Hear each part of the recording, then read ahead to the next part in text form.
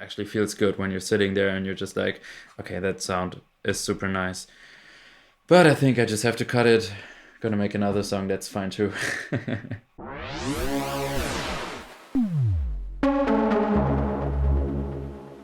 Hey guys, welcome back to weltsound. Today we're going to talk about mistakes. Mistakes are really important. They are actually a big part of getting better and improving yourself. You have to make mistakes. But still, sometimes it's actually helpful when there's someone pointing at you and he's like, hey man, why don't you do this differently? Why don't you look at this from another perspective at least? So today I have 5 mistakes for you. I'm going to show you how to improve them. It's something that I see a lot of my students doing wrong. And they are not only for beginner producers, they're also for advanced producers or even professionals. Especially the last tip is like totally mind-blowing, even for professionals. They always have to remind themselves to do this. So stick around for that last one, and now let's go. For this video, I prepared a nice drum loop and a bass line, and we're gonna have a look at the mistakes that can happen in the production process. So let's just have a listen first to the drums and the bass line. They sound like this.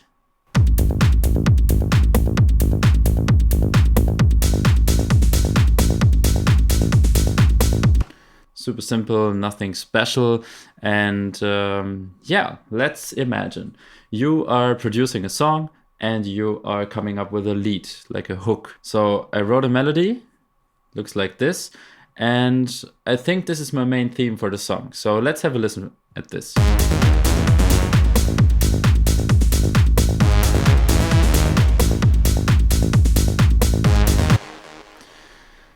So what's pretty obvious here is that both the sounds play in the same frequency area, or at least around the same frequency area. So actually, if we have a look at the fundamental frequency, which is the lowest frequency of a sound, we can see that it's around 100 Hertz here, depending on the notes, while the bass line is also at around 100 Hertz. Let's have a look here real quick.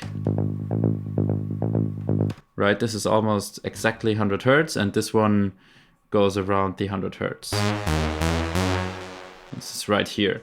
So you can already imagine that this is going to be a problem later, and there is going to be people that will say, yeah, it's no problem, I will fix it in the mix. But actually, I think you won't. And even if you will, it's just much more difficult. It will make the whole process of mixing for you more difficult. So why just not make it easier?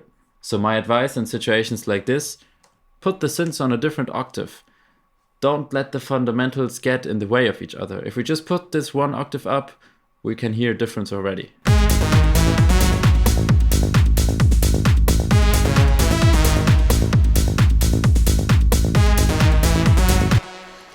We can already hear the bass line has much more breathing room, and they're not really interacting with each other in the muddy area of like 100 and 200 Hertz. So I think here we can even go one octave higher. Let's check this out.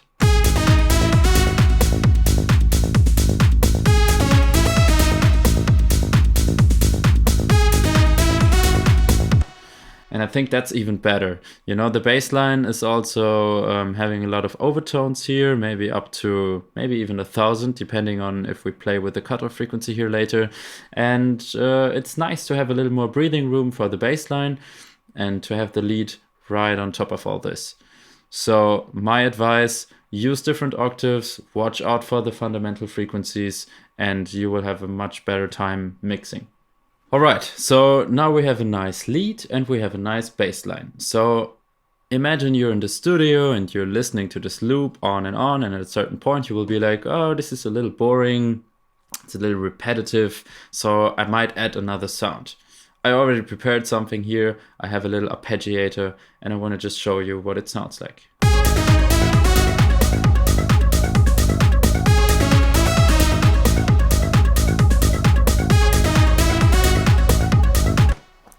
So that's another thing you should definitely avoid. Instead of adding more and more sounds, you should try to go deeper on the one sound that you decided this is our main theme. This is the character of our story, the main plot. Why would we add like 5 side characters. I mean, that's far too complicated. We just want a nice story revolving around this one lead. And in this case, we actually have a combination of the two mistakes, because the arpeggio and the lead also again kind of clash around the maybe like 500 to 1000 hertz area. And that's, I mean, you could hear like the arpeggiator is not really noticeable. It kind of gets drowned by the lead, and then when it comes up it feels like, oh, there's a new sound, and it's really weird. So instead of adding another sound, I'm just gonna delete this, you know. Instead of adding another sound, we should play around here a little bit. There, you know, we have this nice step over here. We could repeat this at another point. Maybe we could try to repeat this here. So I'm gonna go for the G4. So that's already a nice variation. So let's make this double length. Just fold it real quick, duplicate the whole thing, and then we go like this. The first one is easy, the second one has this higher note playing. And then we could maybe add even a lower octave at a point, like this, for example.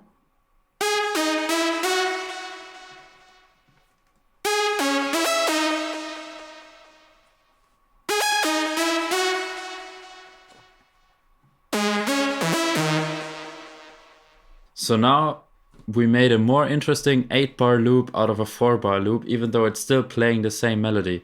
And guys, believe me, you can do this. You can make a 15-minute arrangement with just one lead sound if you really want to. You can play with all the different parameters. You have the cutoff. You have the envelope. You have all sorts of release and envelope settings. Like this, for example, you can make one really big.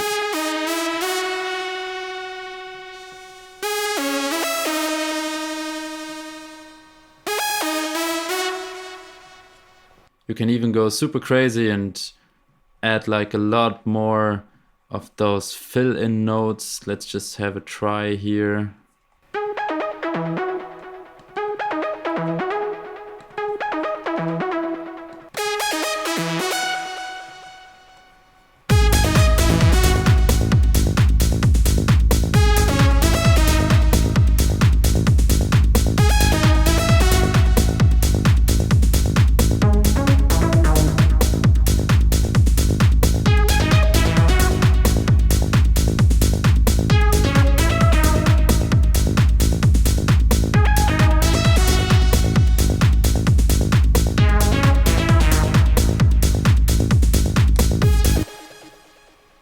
So you can see there's a lot of ways you can make one sound more interesting over time. You can get it out of a cutoff, that's very easy and common. You can change the notes, you can add variations like we did it here. You can even automate like reverbs and different delays. There's endless possibilities, and I can really suggest you to try this exercise. Get one main theme, find something that's really cool that sticks to your head, and everything else you add should only be supportive. If you add a little pad, if you add some percussion groove under it, it should support the rhythm, it should support the vibe. Maybe it counteracts at some point. For example, I have a drone sound here. This is going to be the thing for the next mistake, but I don't want to get too far. So the drone sound is kind of a counteract thing for the lead. Let's just have a listen.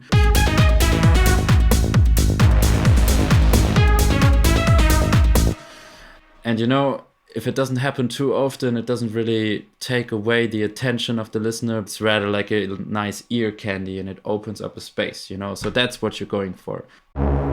So the third thing is a more technical thing, and it's about stereo width in particular. So we all love it when like a lead sound or a drone sound like the one we have here is very stereo, and it's like all over the place, and you really get like blasted away by the power of the frequencies coming from all sides. That's nice, but if you do too much stereo, I can tell you it's not stereo anymore. And that's not because it's not stereo from like a technical point of view, because what stereo means is that the one speaker has a different signal than the other speaker. It can be a slightly delay in time, or it can be a change in frequencies. That's stereo, obviously. But I mean, look at this. We have a bass line. It's going through a chorus. So it already has a lot of stereo information. We have this lead sound. I just added, because it sounded super nice, I added this hyper and dimension thingy without thinking too much about it. But, it always feels nice to have a stereo lead. But the thing is, if there's so many stereo elements and then there's the one element that you really want to be stereo. So let's say, for example, in this example here. So let's say in this example, it should be the bass drone, this one, because this one is really like having a lot of unison and very wide sound. It won't feel as stereo as it could if all the other elements are stereo as well. I think that's actually pretty obvious if you think about it, but you wouldn't really like have it in mind when you're producing, because you will be like, oh yeah, the lead is stereo, it's super nice. So make the lead mono or almost mono. So we put this away. We could add a little bit of reverb here, but just a little bit. Shouldn't be too much. And then the bass line. Why does the bass line have to be stereo? Stereo bass sounds nice, I know, but it most of the time will just make your mixing much harder. So it will be just easier if we lower this down a little bit, and then if we have the drone here, it will really feel super wide and super stereo. So let's have a listen to this.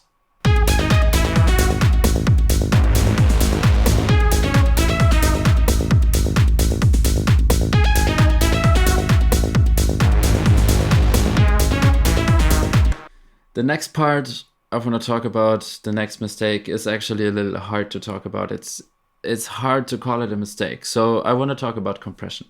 Compression is really difficult. It's difficult to learn how to hear it. It's difficult to learn how to use it effectively. And it takes a lot of time. So what I'm not saying with all of this now is don't use compression because you don't know how to do it. You should use compression. But I can tell you, some years ago when I started making music and I sent it to people, and at a certain point I sent it to like a bigger label and they said, hey, that's actually nice music, nice melody and stuff, but your drums just sound crappy. They're just bad. At a certain point I understood that the way I used compression on the drums was one of the problems, because I didn't know what I was doing. I was just putting random settings like, all right, let's go with the short attack, long release. I don't know, whatever. I don't really have an idea. I try to hear it, but it's really, really hard. And then, you do it on one track, on one mix, and then you mix your melodies, and it's fun again. That at least that's what it's like for me. Melodies was always easy and fun, and the drums, I had to learn it. What I should have done, and what I want you to do, is train to hear compression and try to understand what different settings do. This is something that's much easier to learn if you really train it, like with a lot of mindfulness. You really take some samples and try different settings. Try this setting, maybe try something like this, try a middle, try very hard ratio. Don't put compressors randomly on your drums or on something else without knowing what you do.